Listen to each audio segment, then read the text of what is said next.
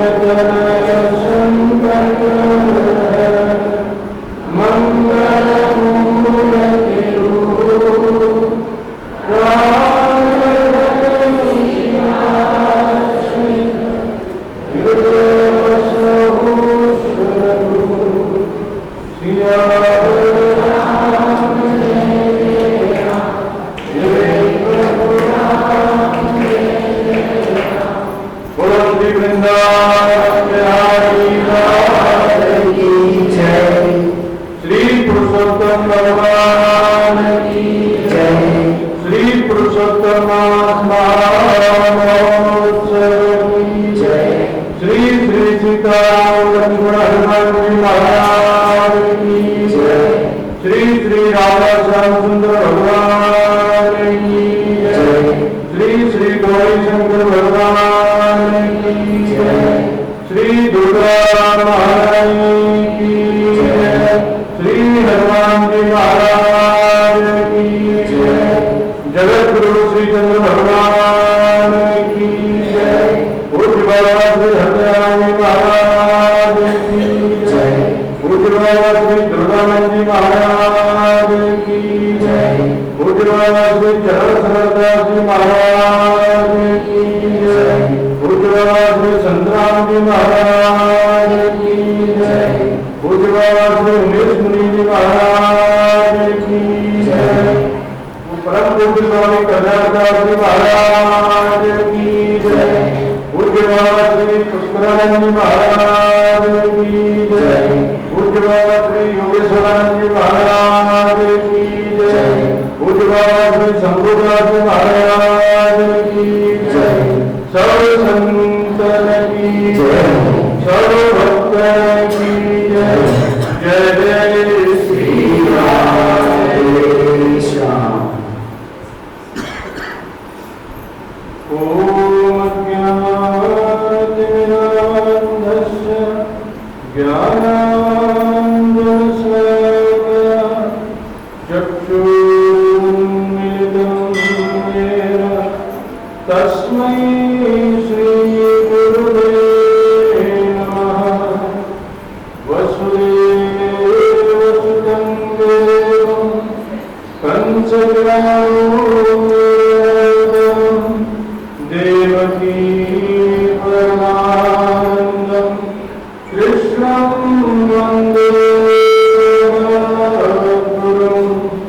नारायणं नमस्कृत्यं नरं चैव नरोत्तमं देवीं सरस्वतीं व्यासं ततो जयमुदीरये। नष्टप्रायेषु भद्रेषु नित्यं भागवत सेवया भगवती उत्तम श्लोके भक्तिर्भवति स्थितिः। सर्वे भवन्तु सुखिनः सर्वे सन्तु निरामयाः सर्वे भद्राणि पश्यन्तु मा कश्चित् दुःखभाग् भवेत्। हरि ओम। अनंत कोटि ब्रह्मांड नायक सर्वेश्वर परात्पर ब्रह्म श्री पुरुषोत्तम भगवान की असीम अनुकंपा से श्री उदासीन आश्रम के पवित्र प्रांगण में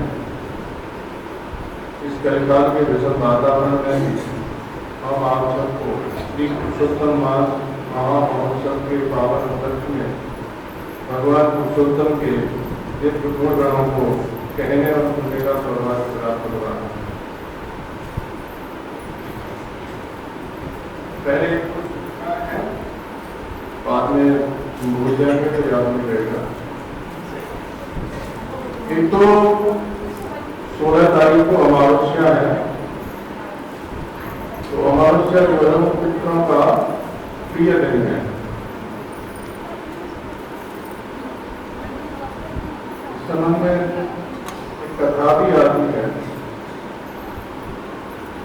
सूर्य की बहुत सी किरणें हैं, सूर्य नारायण की बहुत सी अनेक प्रकार की किरणें हैं, यह आधुनिक विज्ञान भी मानता है। उन किरणों में एक अमा नाम की किरण है जिससे वो जगत को प्रकाशित करते। एक विशेष दिन में सूर्य और चंद्र दोनों का संयोग उस अमा नाम की किरण में होता है।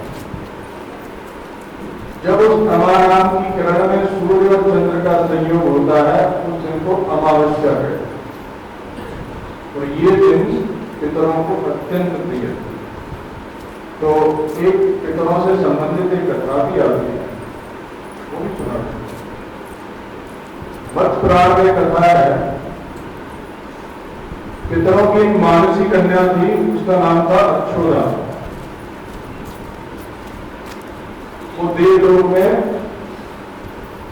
रहती थी, तो उसने पति की कामना से बहुत दुष्कर्म किया।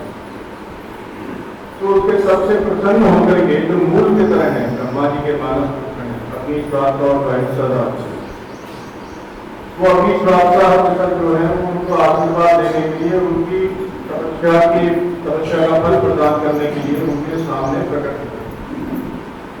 तो कहते हैं कि उन पितरों का जो तेज था, उनका सौंदर्य था, वो ऐसा था कि कामदेव के समान सुंदर, बड़े ही सुंदर थे। दिव्य मालाएं उन्होंने पहनी हुई थी, उनकी श्रीअंग में दिव्य चंदन का लेप लगा था, बड़ी सुगंधित वायु उनको स्पर्श करके बहती। इतने सौंदर्यशाली उनमें एक अमावसु नाम के पितर थे, वो बहुत ज्यादा सुंदर। तो हालांकि पितरों की मानसी कन्या थी, लेकिन उस समय उनके सौंदर्य को देख करके उन्हीं को बड़ के रूप में चाहने लगे। ये भी बहुत सुंदर थे। अमावसु पितर जो थे वो अपने पितृ धर्म में स्थित रहे, और इसकी जो भी उसका प्रस्ताव था, इसकी यातना थी, उन्होंने स्वीकार कर दिया। उसी समय अपने उस पाप के कारण ये देवलोक से नीचे गिर गए। और नीचे गिरती कहाँ गिरी? जहां कश्मीर है, उस स्थान पे ये गिरी। उसको कश्यप जी की तपोभूमि है, इसलिए उसको कश्मीर नाम से जाना जाता है, और कश्यप की तपस्या करते हैं। वहां एक नदी के रूप में प्रवाहित होकर के,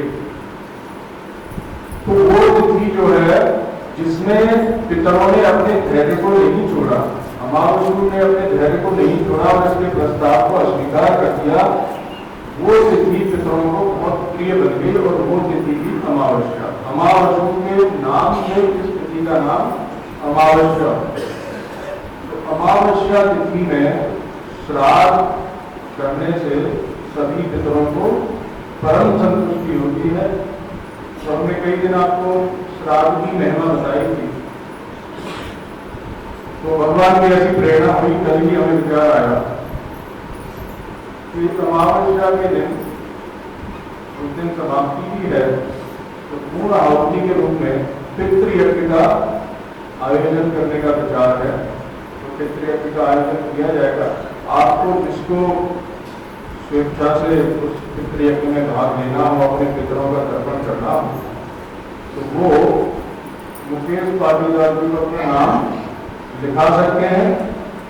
आप अपने घर से भी खीर बना के ला सकते हैं, और घर से अगर आपको गाय का घी और गाय का दूध उपलब्ध नहीं हो पाता है, तो यहाँ मंदिर प्रशासन उसकी उपलब्धता प्रदान कर देगा, तो आपको यहाँ उपलब्ध हो जाएगा। उसके लिए जो भी खर्चा होगा वो आपको सब्जी वाले बता देंगे, तो आप उनको दे देना। हवन सामग्री सबकी मंदिर से ही, क्योंकि आप अपनी अपनी हवन सामग्री लाओगे तो पता नहीं कौन कैसी लेके आएगा। तो यहाँ हवन सामग्री का विशेष ध्यान रखा जाएगा कि वो शुद्ध हो और शास्त्रीय ढंग से जो आवश्यक वस्तुएं वो उसमें सम्मिलित हो। तो जिनको ऐसा लगता है कि हमें अपने पितरों का तर्पण अमावस्या में करना चाहिए सामूहिक रूप से, तो वो इसमें भाग ले सकते हैं। ये आपकी अपनी स्वेच्छा में निर्भर है। दूसरा, एक 2 दिन से हमने आपको एक किताब के बारे में बताया था। उस किताब में कुछ लोगों ने, किसी ने स्मृति में और किसी ने अपने उत्सव समारोह के उपलक्ष्य में उसमें योगदान दिया है। आज उसका आखिरी दिन है देने का, क्योंकि वो प्रिंट होने के लिए जाएगी, प्रकाशित होने के लिए चली जाएगी। तो आप में से जिस किसी भी व्यक्ति को किताब में प्रकाशित करवाना हो अपना कोई, या तो आपको विज्ञापन देना हो, या फिर किसी पुण्य स्मृति में हो, या फिर अपने किसी आयोजन की स्मृति में आप देना चाहें, तो वो भी मुकेश पाटीदार से संपर्क कर सकते हैं। वृंदावन बिहारी लाल की जय।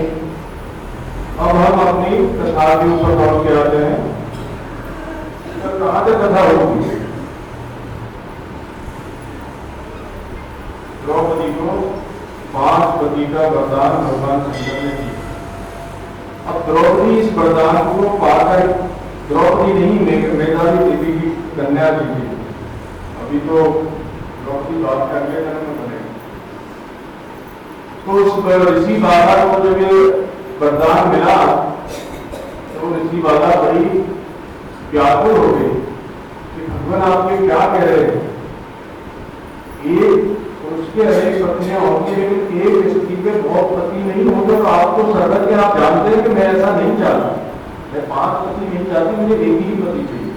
आप तो सब जानते हैं, गलती से मैं मुंह से निकल गया है, लेकिन आप विद्या की बात जानने वाले हैं तो फिर आपसे तो ऐसी भूल होनी नहीं चाहिए। हम तो मनुष्य हैं, हमसे भूल हो गई। तो भगवान शंकर ने कहा, देवी तुमने मेरी प्रिय मूर्ति दुर्वासा जी का तिरस्कार किया, वो साक्षात ब्रह्म मूर्ति ही है और उनका तिरस्कार करने वाला मुझे कभी प्रिय नहीं हो सकता। वो अगर चाहे तो इतनी उनमें सामर्थ्य है कि वो त्रिलोकी को भी भस्म कर,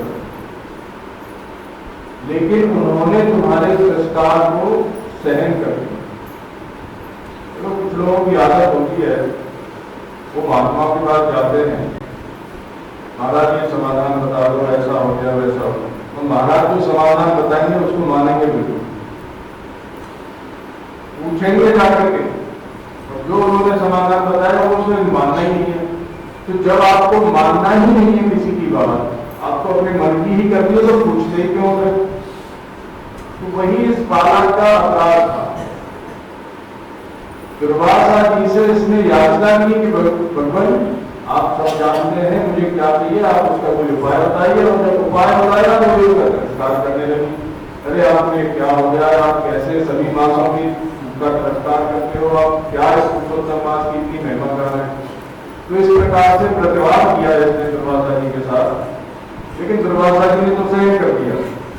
वो जो संत अपराध था उसे भगवान सहन, ये संतों कहते हैं, परशुराम जी एक संत हुए, साधु जोगी अग्निजल, साधु हो, अग्नि हो, जल हो, उनसे ज्यादा प्रीति नहीं करती। इनसे ज्यादा प्रीति करोगे तो डूब जाओगे, अग्नि से ज्यादा प्रीति करोगे तो जलोगे, जल से ज्यादा प्रीति करोगे तो डूबोगे, और साधु से ज्यादा प्रीति करोगे तो कोई ना कोई अपराध जरूर कर बैठोगे और उसका फल आपको कई जन्मों में भुगतना पड़ेगा। इसलिए इनसे दूर का ही व्यवहार करना चाहिए और मर्यादा ही व्यवहार करना चाहिए। ज्यादा लेकर जाओगे तो अपराध जरूर हो। तो परशुराम जी ने कहा कि इनसे थोड़ी ही प्रीति करनी चाहिए, ज्यादा प्रीति नहीं करनी। तो यहाँ संत अपराध उसने किया तो भगवान को यह सहन नहीं था। उन्होंने कहा कि वो त्रिलोकी को भी भस्म कर सकते, तुमने उनका अपराध किया, इसलिए तुमको सुख तो 5 पत्नियों से ही मिलेगा। हालांकि भगवान शंकर ने कहा कि वो सभी देवता होंगे, सत्यवादी होंगे, पराक्रमी होंगे, यज्ञ करने वाले होंगे और सदा तुम्हारे ही मुख को देखने वाले होंगे। जब भगवान शंकर ने इनको ऐसा वरदान दे दिया तो भगवान शंकर अपने घरों के सहित वहां से अंतर्ध्यान हो गए। बोलो गौरी शंकर भगवान की जय, बोलो गौरी शंकर भगवान की जय। सुबह सुबह नींद आ रही है। तो भगवान शंकर जब चले गए तो ये बाला अपने आश्रम में आई। देखो तपस्या से इसके पाप तो सब क्षीण हो चुके थे, लेकिन जो संत अपराध था उससे इसकी बुद्धि इतनी भ्रमित हो गई कि अब इसे ये नहीं पता चलता था कि मुझे क्या करना है क्या नहीं करना है। एकदम पागल की तरह ये उस वन में विचरने लगी, न खाती न पीती न सोती न जागती, न अपनी इच्छा से कहीं चलती फिरती, कोई से बुलाता तो जवाब भी नहीं देती, कहती भी कुछ नहीं, सुनती भी कुछ नहीं। बस जैसे वायु सूखे पत्तों को जहां चाहे वहां ले जाती है, वैसे ही ये दैव से प्रेरित होकर के इधर उधर अपनी बिना इच्छा के पात्रों की तरह घूमती है। ये संत अपराध का कितना बड़ा दंड है। पुरुषोत्तम मास का तिरस्कार करने का कितना बड़ा दंड उसे इस जन्म में भोगना पड़ रहा है, और अगले जन्म में तो भोगेगी हो रहा है। तो बहुत ज्यादा ऐसे क्लेश हुआ संत अपराध और पुरुषोत्तम भगवान के प्रिय मास पुरुषोत्तम मास का अपराध करने के कारण, उसकी निंदा करने के कारण। जब इस प्रकार से घूमती थी तो उसे अपने दुख का कहीं अंत नहीं दिखाई देता। इस संसार में जो भी जन्म लेता है उसे मृत्यु तो आती है। एक दिन जो सबको रचने वाला काल है वो इसके पास दिया जाता है। तो जब इसके पास काल आया तो ये बड़ी प्रसन्न हुई, आज मेरे दुखों का अंत हो जाए। जिस शरीर से मैंने संत अपराध किया था, जिस शरीर से मैंने पुरुषोत्तम मास की निंदा की थी, वो शरीर अब नष्ट होने वाला है। तो ये प्रसन्न हो गई और प्रसन्न होकर के अपने शरीर का त्याग कर। भगवान शंकर ने इसे कहा था कि देखो तुम सामान्य जो संतति होती है उसके समान आप योनि से उत्पन्न नहीं होगी, तुम अयोनित होगी और अग्निकुंड से प्रकट होगी। और ये जो 5 पति हैं तुम्हारे, इस जन्म में नहीं, अगले जन्म में। तो अब ये मृत्यु को प्राप्त हो गई। इधर द्रोणाचार्य और द्रुपद जी का बड़ा बैर चल रहा है। द्रोणाचार्य जी के बारे में भी बता देते हैं। एक बार भरद्वाज जी, वैसी भरद्वाज गंगा द्वार यानी हरिद्वार में यज्ञ कर रहे थे। तो यज्ञ करने के बाद वो रोज गंगा स्नान करने जाते थे। तो एक दिन वो अपने अग्निहोत्र के बाद जैसे ही गंगा स्नान करने गए तो वहां उन्होंने देखा धृतराष्ट्र की अप्सरा जो थी वो स्नान करके गंगा जी से निकल रही थी। तो उसको देख करके भरद्वाज मुनि को काम का वेग हुआ और उनका वीर स्खलित हो गया। ऋषि का अमोघ तेज था, तो वो इन्होंने भूमि पे नहीं करने दिया। उसको द्रोण एक पात्र होता है जिसे यज्ञ में उपयोग होता है, उसका उस पात्र में इन्होंने उस अपने तेज को संग्रहित कर लिया, उसको प्रस्तुत कर लिया। उसी से द्रोणाचार्य उत्पन्न। सामान्य तो स्त्री पुरुष के गर्भाशय में जाकर के बच्चा प्रकट होता है, लेकिन ये जो ऋषियों का अमोघ तेज होता है वो जहां भी गिरता है वहीं फलीभूत। तो वो द्रोण पात्र ऐसे ही कृपाचार्य भी है। कृपाचार्य जी का भी ऐसे ही प्रसंग है। वो शरदपान गौतम मुनि के पुत्र थे शरदपान। शरदपान जो थे वो मां के गर्भ से ही धनुष बाण लेकर के उत्पन्न हुए थे, इसलिए उनका नाम पड़ा शरदपान। वो पैदा होते ही उन्हें वेद वेदांत में कोई रुचि नहीं थी, वेद पाठ नहीं करते थे, धनुर्विद्या का अभ्यास करते। वो धनुर्विद्या में इतने पारंगत हो गए कि इंद्र को भय हो गया, कहीं इसने हमारे ऊपर आक्रमण कर दिया तो हमारे लोग को जीत लेगा, तो हम इसका सामना नहीं कर पाए। तो उसने एक नागमती नाम की देव कन्या थी, उसको शरदवान के पास भेजा।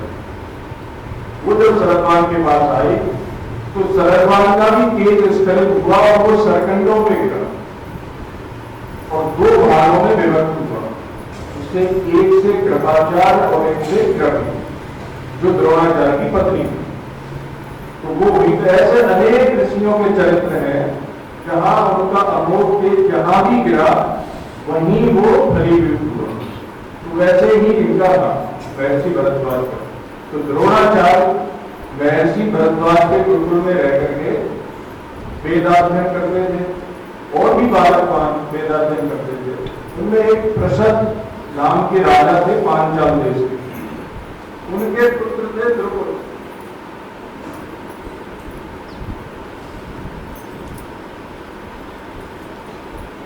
द्रुपद जो राजकुमार थे वो भी महर्षि भरद्वाज के गुरुकुल में ही वेदाध्ययन और शिक्षा ग्रहण करते थे।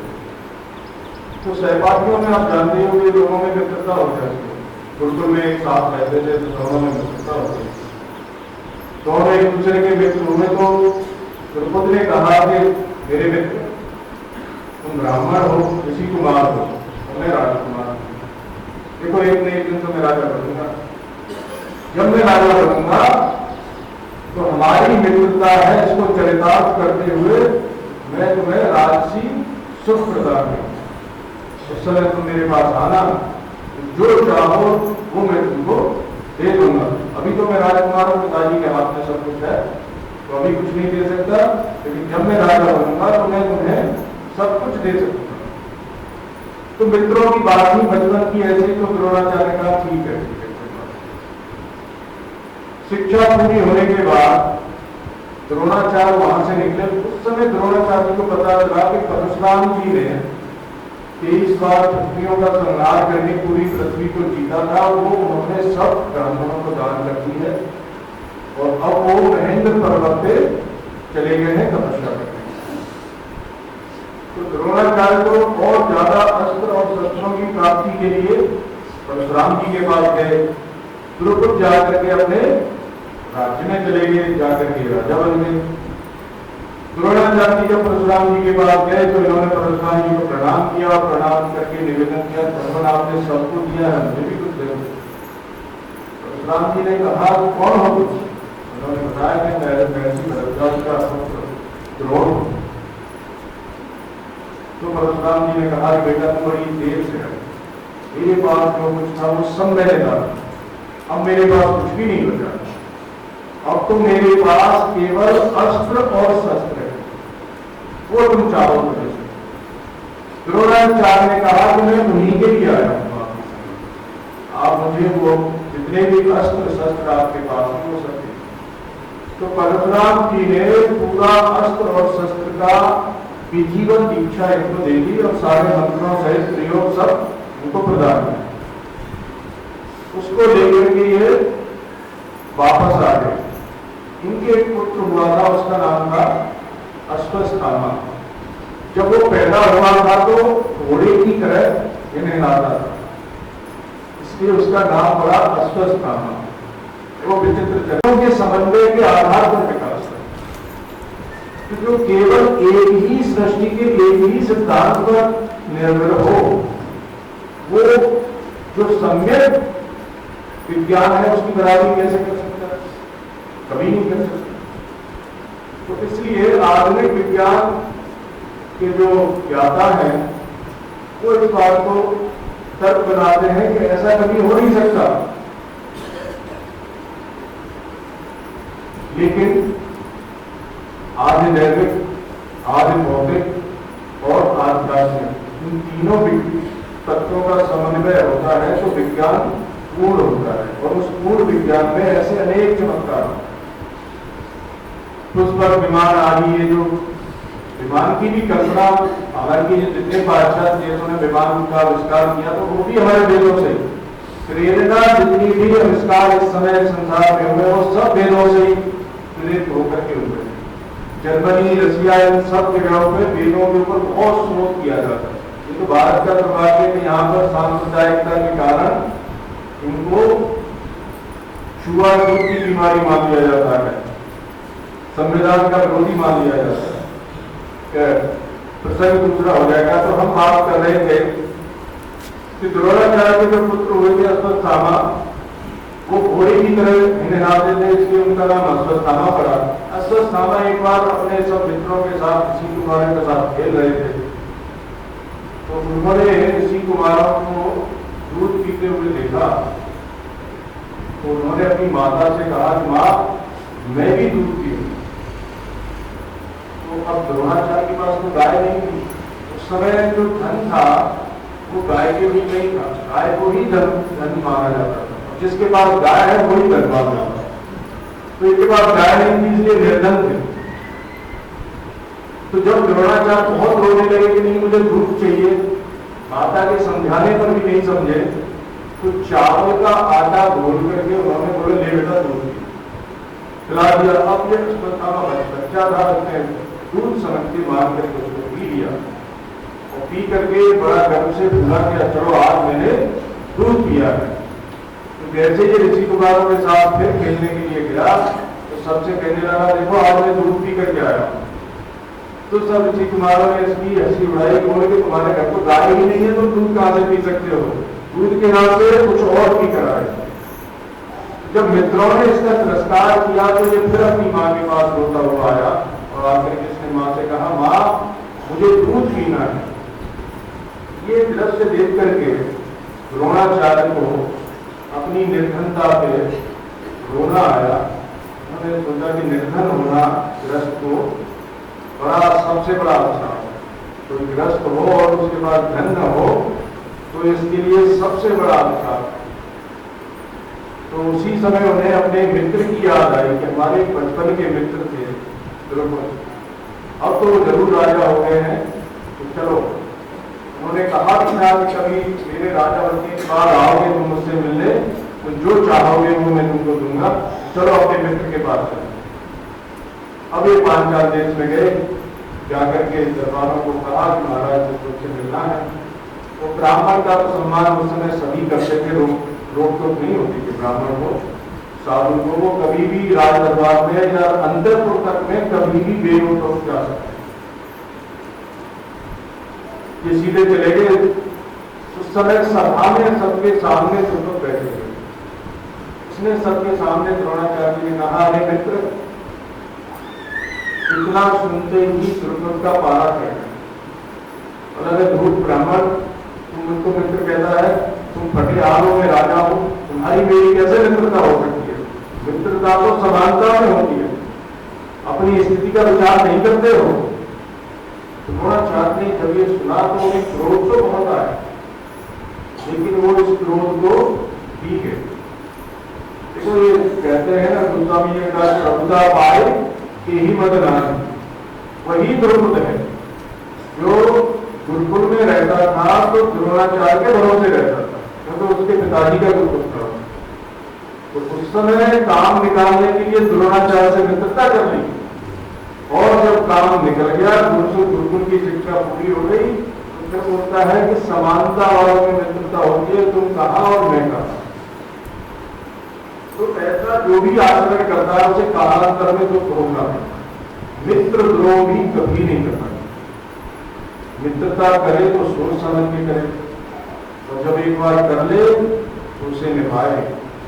कर्ण ने दुर्योधन से मित्रता की तो भगवान ने समझाया कि भाई छोड़ दो इसे। तो कर्ण ने कहा कि भगवान, मित्र द्रोह नहीं कर सकता, मैं जानता हूं ये अधर्मी है, लेकिन मैंने इसे वचन दिया है, उससे मैं पीछे नहीं करता। तो क्षत्रिय अपनी प्रतिज्ञा छोड़ दे तो फिर वो क्षत्रिय नहीं रहता। तो द्रुपद ने बड़ा नीच काम किया था, और फिर ऐसे भी अगर वचन भी न दिया होता तो भी एक ब्राह्मण का इतना तिरस्कार नहीं करना चाहिए। ब्राह्मण तो ऐसे भी क्षत्रिय से श्रेष्ठ होते हैं। लेकिन द्रुपद ने उस समय अपने राज्य अभिमान के कारण बड़ा ही निंदनीय आचरण किया। द्रोणाचार्य वहां से निकल करके उस समय कृपाचार्य भी धनुर्विद्या के बड़े ही पारंगत थे, क्योंकि वो शरद्वान के पुत्र थे, उनके पिता बड़े धनुर्विद्या के ज्ञाता थे, तो धनुर्वान लेकर के पैदा हुए थे। तो पितामह भीष्म ने कृपाचार्य को कौरव और पांडव जब ये बालक थे तो इनकी शिक्षा के लिए नियुक्त किया। तो एक दिन बच्चे ही थे कौरव और पांडव, ये गेंद खेल रहे थे, और खेलते खेलते इनकी गेंद जो थी वो एक कुएं में गिर गई। तो वहां गुरुकुल के आचार्य थे कृपाचार्य, वो इनके साले लगते थे द्रोणाचार्य के। तो ये अपने साले साहब के पास चले गए कि वहां बच्चे को कम से कम पूछताछ तो मिल जाएगा कि इसका पालन पोषण तो असल खाना का ठीक से हो जाएगा। तो वहीं ये गुप्त रूप से रहे कृपाचार्य के पास, हस्तिनापुर की शिक्षा। कृपाचार्य इनको शिक्षा देते थे। तो जब गेंद इनकी बच्चों की कुएं में गिर गई तो वहीं उसी समय ये बच्चे शोर कर रहे थे कि गेंद गिर गई, कौन निकालेगा ऐसे। तो द्रोणाचार्य वहां आए इन बच्चों ने देखा कि सामने वर्ण का एक ब्राह्मण है, वो पूछ रहा है कि भाई क्या हो गया मेरे बच्चों। तो इन्होंने कहा हमारी गेंद कुएं में गिर गई। तो उसी समय उन्होंने एक मुट्ठी जंगल की सींग ली और उनको अभिमंत्रित किया और एक सींग से एक सींग को छेद करके उनको जोड़ा और जाकर के वो गेंद जहां कुएं में गिरी हुई थी उसको गेंद में सींग को छुपो करके उसको बाहर निकाला। ये दृश्य जब बच्चों ने देखा तो उन्होंने कहा भगवान हम आपका क्या प्रिय है। तो इन्होंने कहा कि आप मुझे भोजन करना द्रोणाचार्य। बड़े देखो ब्राह्मण होते बड़े बुद्धिमानी से काम करते हैं। अब इन्हें पता था कि राज उनके एक बालक है, तो उन्होंने कहा मुझे भोजन करा। बोले एक दिन की भोजन की क्या है, हम अपने गुरु कृपाचार्य से बात करते हैं, आपके विषय में आप रोज भोजन करते।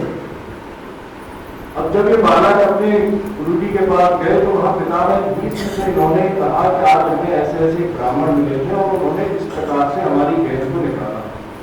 तो पिता ने भीष्म तो सब कुछ जानने वाले हैं, वो सभी शास्त्रों का मर्म जानते थे, तो वो जानते थे कि कोई बहुत अच्छा धनुर्वेद का ज्ञाता है। तो उन्होंने कहा उनको बुलाओ। तो ये बालक द्रोणाचार्य जी को पिता ने भीष्म के पास ले गए। पिता ने भीष्म ने उस समय से द्रोणाचार्य जी को इनकी शिक्षा के लिए नियुक्त किया।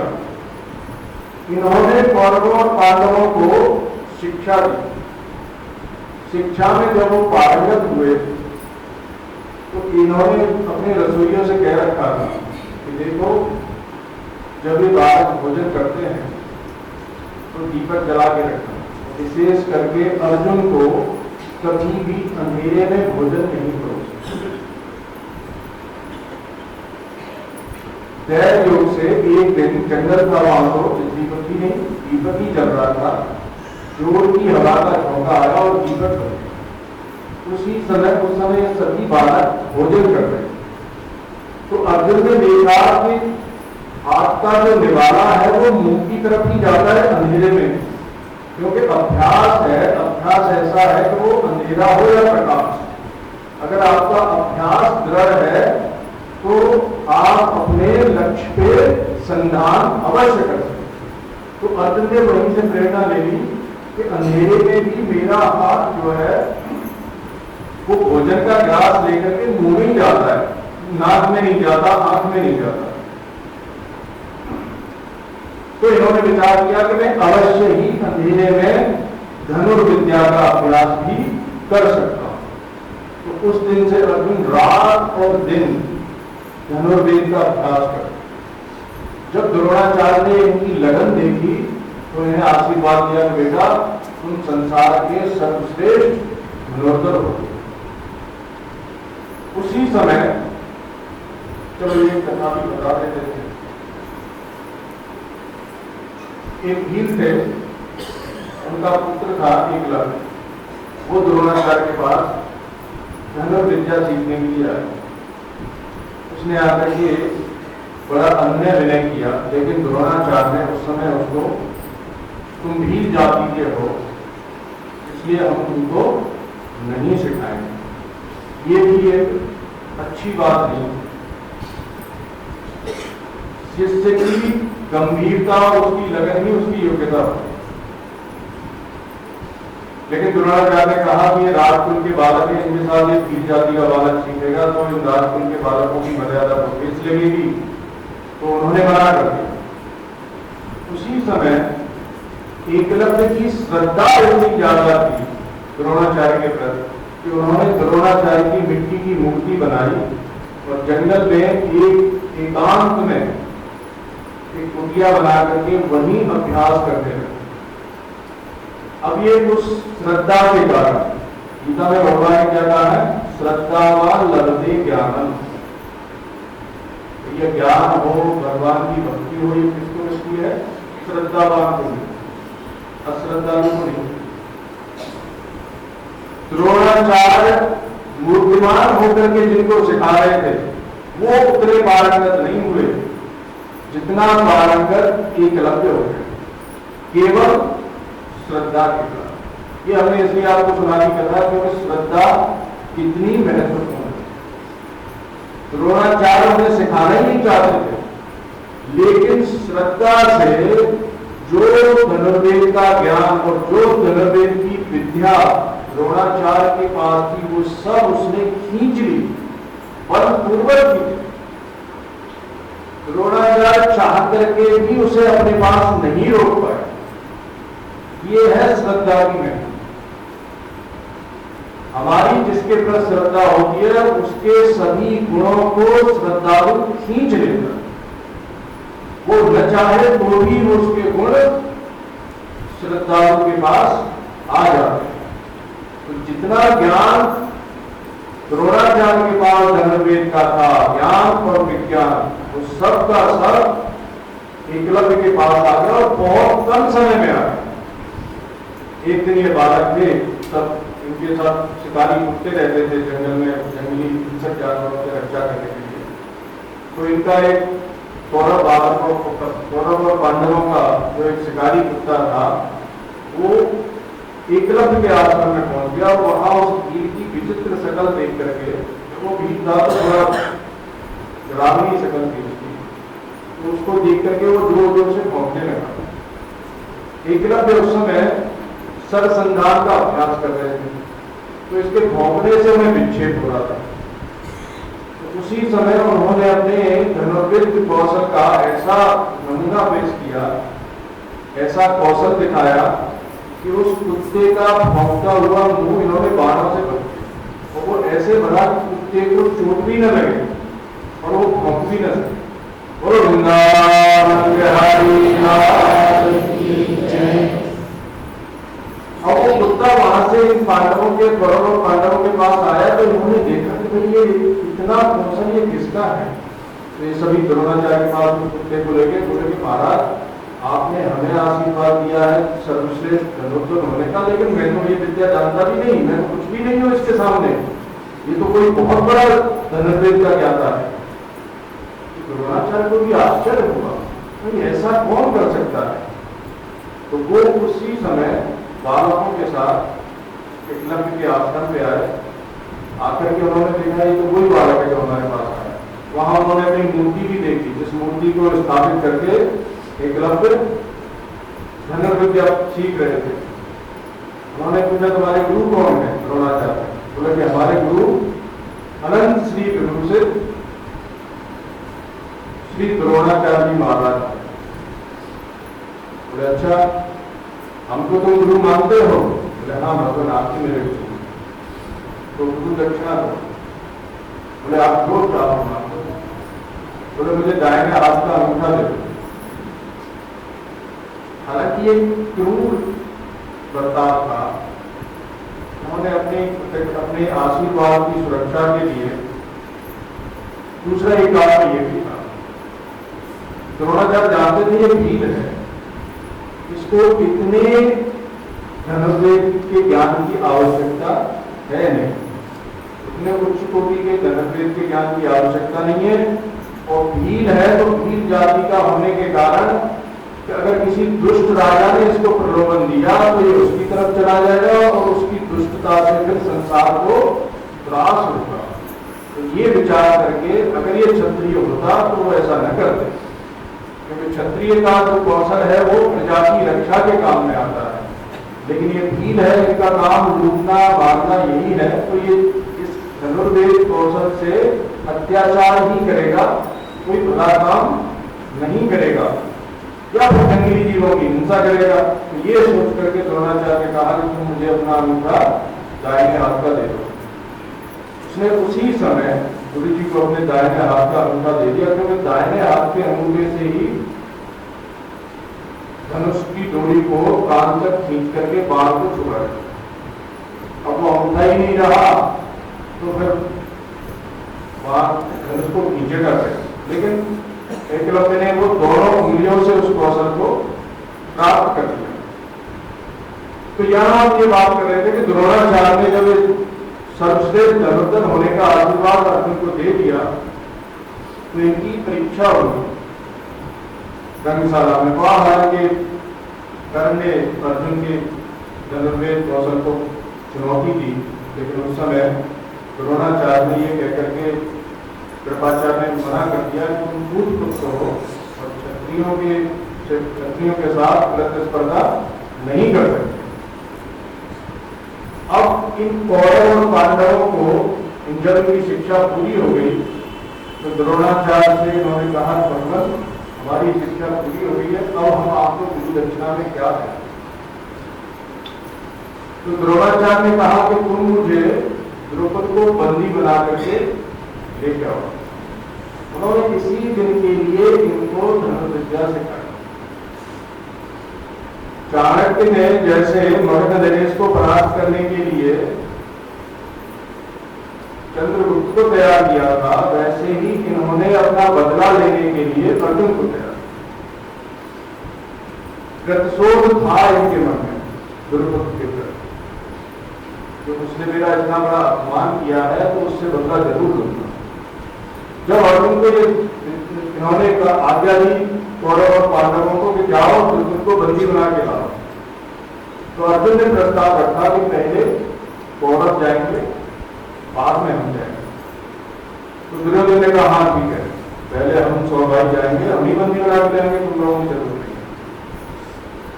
कौरव सब मिलकर के उन्होंने पांचाल नरेश पे आक्रमण किया। तो पांचाल नरेश और उसकी सेना के आगे कौरवों ने पहले तो भयंकर युद्ध किया, लेकिन बाद में ये वहां से भाग गए, परास्त होकर के भाग गए। उसके बाद भीम और अर्जुन ने अपना युद्ध कौशल दिखाते हुए, अपना पराक्रम दिखाते हुए द्रौपद को बंदी बना दिया और ला करके द्रोणाचार्य के सामने खड़ा कर दिया और खड़ा करके कहा कि आपकी गुरु। उस समय द्रोणाचार्य ने पूछा कि मित्रता करोगे हमसे?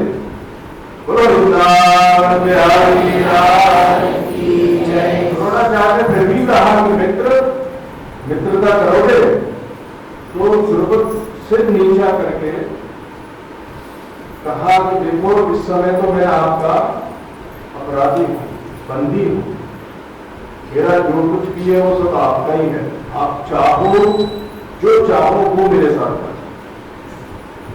द्रोणाचार्य ने कहा कि हम ब्राह्मण हैं और विद्वान हैं, तुमने जैसा आचरण किया था वैसा आचरण हम नहीं करेंगे, हम तुम्हें अपने बराबर का बनाते हैं। अर्जुन को आज्ञा दी, इसका बंधन खोल दो और कहा कि गंगा के उस पार का राज्य तुम्हारा और इस पार का राज्य हमारा। तो आधा राज्य देकर के द्रौपद को कहा कि तुम जाओ, सुखपूर्वक प्रजा का पालन करो, हमने जो बचपन में तुम्हें मित्र कहा था उस मित्रता को हम आज भी निभा रहे। चाहते तो द्रोणाचार्य पूरा ही राज्य ले लेते, चाहते तो इसे सूली पे भी चढ़ा सकते थे, कुछ भी कर सकते, लेकिन ऐसा कुछ भी उन्होंने नहीं किया। इसको क्षमादान भी दिया और साथ में आधा राज्य भी दे दिया। लेकिन क्षत्रिय जो होते हैं वो ईर्ष्यालु बहुत होते हैं। इतना होने पर भी द्रौपद को यह सोचना चाहिए था कि मुझे प्राणदान भी दिया है, आधा राज्य भी दे दिया है, तो अब इसमें कम से कम मैं द्रोणाचार्य की कुछ प्रशंसा करूं, उसका कुछ आभार मानूं, वो नहीं। प्रतिशोध में जलता हुआ बोला कि मुझे इससे बदला लेना है। अब ये सभी ब्राह्मणों के ऋषियों के पास जाता और उनसे कहता कि आपको जितना धन चाहिए उतना धन ले लो, लेकिन हमें ऐसा अविचार यज्ञ करवाओ जिससे हमें एक ऐसा पुत्र उत्पन्न हो जो द्रोणाचार्य का वध कर सके। तो जो भी ब्राह्मण इसकी इस याचना को सुनता है इसको भगा देता है, भाग जाता। उस समय याद और उपयाद ये दोनों भाई के ब्राह्मण कुमार थे और ये अविचार यज्ञ के बड़े ही निपुण ज्ञाता थे। तो सबसे पहले ये उपयाद के पास गया जो छोटे थे, उनसे इसने कहा कि आपको जितनी गौएं चाहिए, पहले इसने कहा कि देखो 10 करोड़ गौएं मैं आपको दूंगा, आप मुझे ऐसा यज्ञ करवा दो जो द्रोणाचार्य का वध कर सके। जैसे ही उपयास ने सुना तो इस उपयास ने कहा, अरे दुष्ट, दूर हो जा मेरी दृष्टि से, ऐसा पाप का संकल्प लेकर के तू मेरे पास आया है, मैं तेरा यज्ञ नहीं करवा सकता। द्रौपदी ने बहुत क्षमायाचना की और कहा कि महाराज आप नहीं करवा सकते तो कोई बता दो जो आपकी दृष्टि में हो। तो उपयास ने कहा कि हमारे बड़े भाई हैं, वो मेरे समान ही ज्ञाता है, लेकिन वो लालची है, वो तुम्हारा यज्ञ करवा सकते हैं। तो द्रौपदी ने पूछा, महाराज आपने कैसे जाना कि वो लालची है? बड़े भाई को लालची कहना एक प्रकार से गाली देना है। बोले एक बार हम जंगल में जा रहे थे, तो रास्ते में फल वृक्ष से नीचे गिर गया था, तो हमारे भाई ने बिना विचारे ही वो फल लेकर के खा लिया। तो उसी दिन से हमें पता चल गया कि हमारे भाई लालची है। बोलो वृंदावन की जय। कितना सूक्ष्म विचार हमारे पूर्वजों में हुआ करता था। थोड़ी सी हरकत को देख करके पता चला ले लेते थे कि ये इसकी प्रकृति कैसी, उन्हें पता लग जाता था कि ये कैसी कैसी प्रकृति का है, कैसे स्वभाव का है। होना ये चाहिए था कि जब याद को फल मिला तो पीछे छोटा भाई आ रहा है तो पहले उसको पूछते, पहले तो ये देखते कि भाई ये फल क्यों है, गिरा हुआ है, किसी ने गिराया है अपने खाने के लिए, कि कैसा है, अच्छा है, बुरा है, ऐसे ही लेकर के खा लिया और अपने छोटे भाई तक को नहीं पूछा। तो इसी से उपयास ने निश्चय कर लिया कि लालची। तो उसी समय द्रौपदी याद के पास गए। अब आप तो ऐसा बहुत करते हो, चुप चुप के खाते रहते हो, तो देखो कौन से लाल, कितने बड़े लालची हो। कुछ भी अच्छी चीज होती है तो चुपचाप कमरा बंद करके खाने लगते हो, और बढ़िया बढ़िया चीजों को तो अपनी कस्टडी में बहुत अच्छी सुरक्षा से रखते हो, किसी घर दूसरे को पता ही नहीं करे उसका। तो सोचो कौन सी कैटेगरी में हो तुम लोग। तो जब ये याद के पास गए तो इन्होंने कहा कि देखो 80 लाख में तो हम तुम्हें अभी देते और 9 करोड़ 20 लाख काम होने के बाद दे देंगे।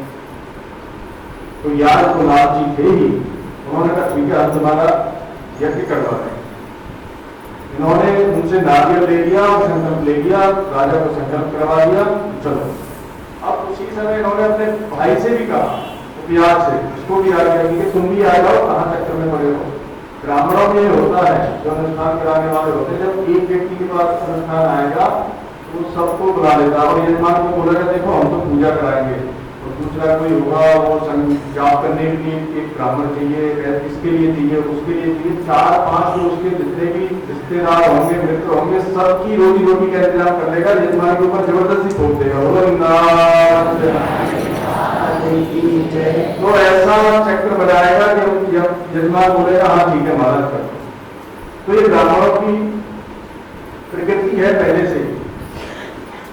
तो याद ने कहा कि उपयास तुम कहाँ बैठे हो भाई, इतना बड़ा जो हो रहा है, इतनी बड़ी दक्षिणा है, आ जाओ यहीं आकर के हमारे साथ यज्ञ करो। और बड़े भाई की आज्ञा थी। उपयास ये जानते थे कि जो मुख्य पुरोहित है उसी को प्रायश्चित भोगना पड़ता है।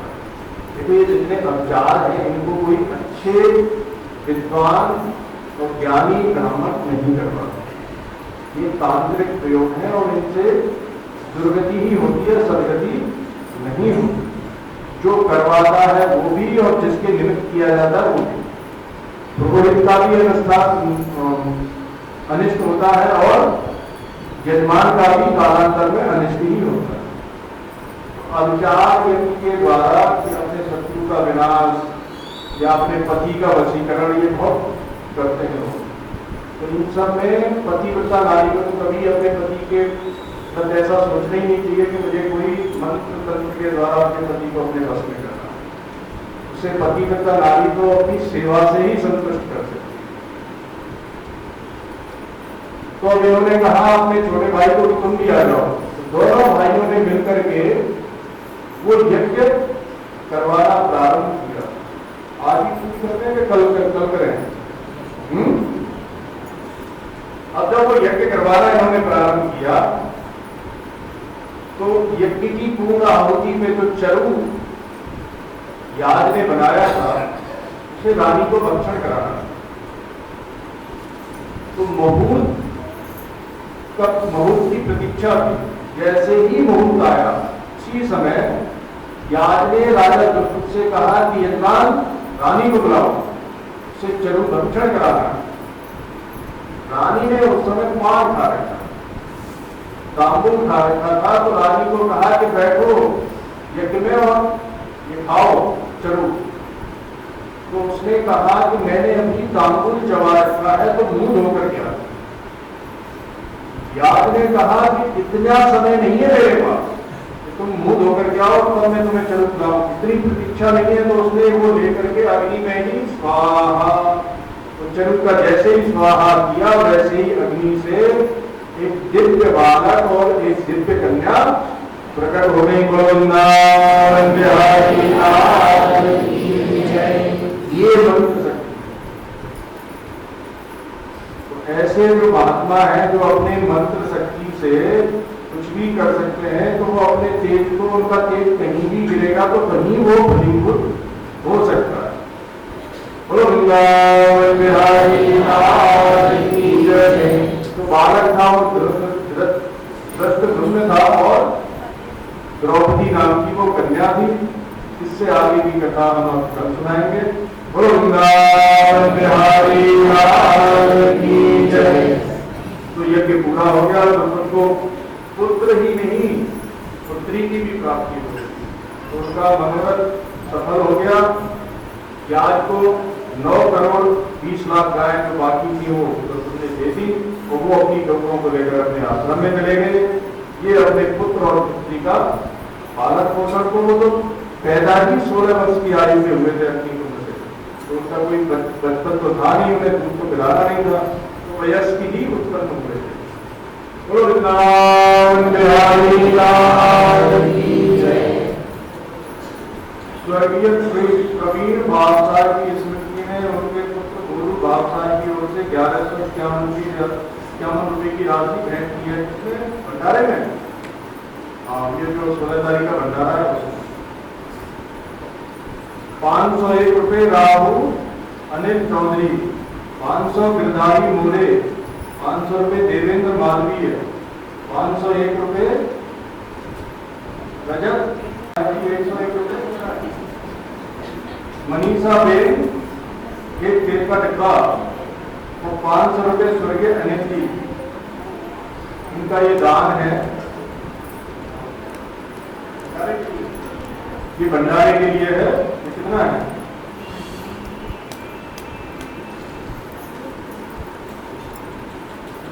अच्छा, तो आप इनका धन्यवाद कर दीजिए।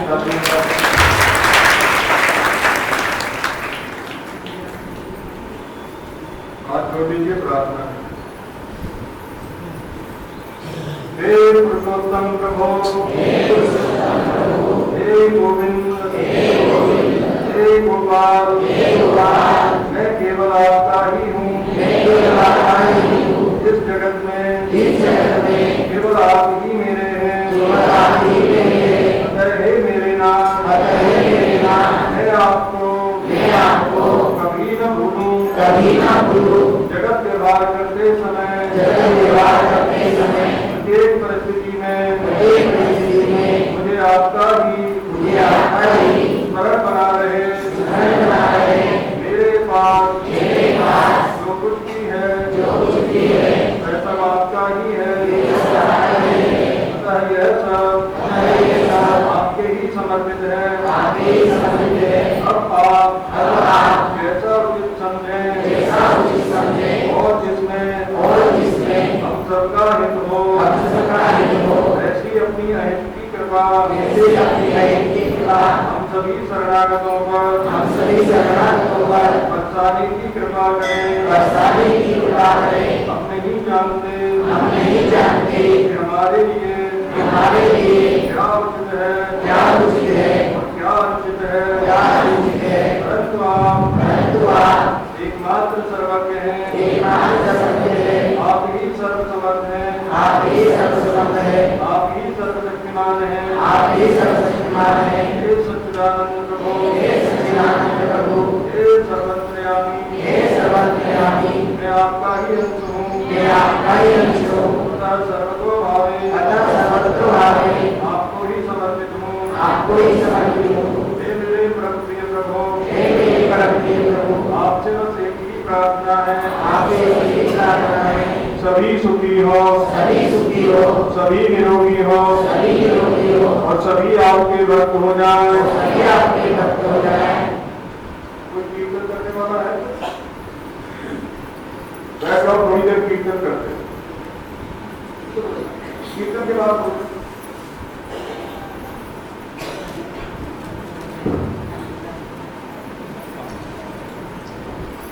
बोलो श्री कृष्णचंद्र भगवान की जय।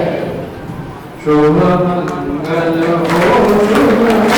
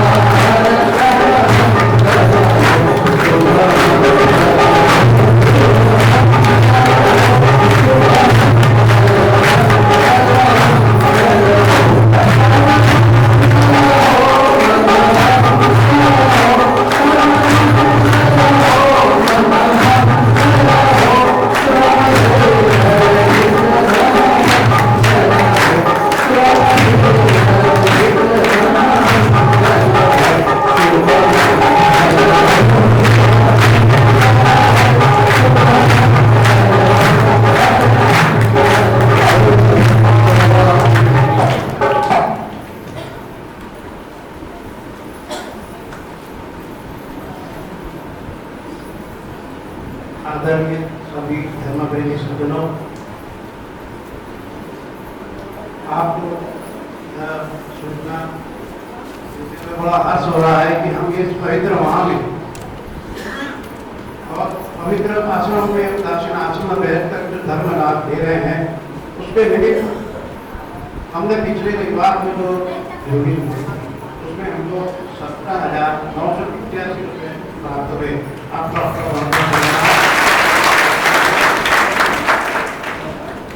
हमारे हेतु ही हमें 200 रुपये प्रजापति की ओर से प्राप्त हुए और 2100 रुपये हमारे सत्यनारायण जी तापड़िया की ओर से हमें प्राप्त हुए हैं। एक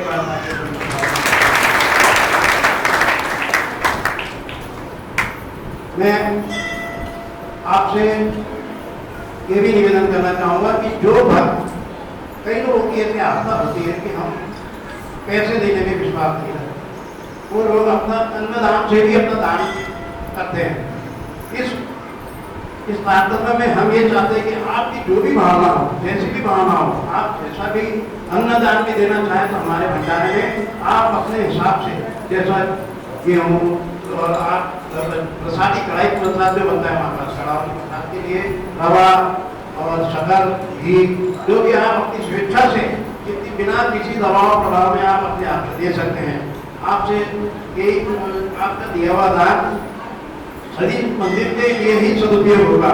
ये जो आप दान दे रहे हैं, जो राशि आप दान दे रहे हैं, हमारे पास एक एक पाई का हिसाब है। आप ऐसा मन में न बनाना है कि मैंने कैसा दिया, मेरा लिखा गया कि नहीं लिखा, ऐसा मन में कोई भी भावना न रखें। और इसी हमारे भावसा समाज के छोटे मोहल्ले की ओर से हमारे एक नाथ जी के मंदिर में एक शिव मंदिर का जीर्णोद्धार हो रहा है, उसमें भाव समाज छोटे मोहल्ले की ओर से 1 लाख रुपए की राशि दान दी गई है। केवल भावना है, जो भी जलाने के लिए भी उन्होंने बहुत अच्छा काम दिया, उसके लिए भी बहुत धन्यवाद मानता हूँ। आपसे जैसा सहयोग बनता रहेगा आपसे लेते रहेगा। धन्यवाद। हरिओम।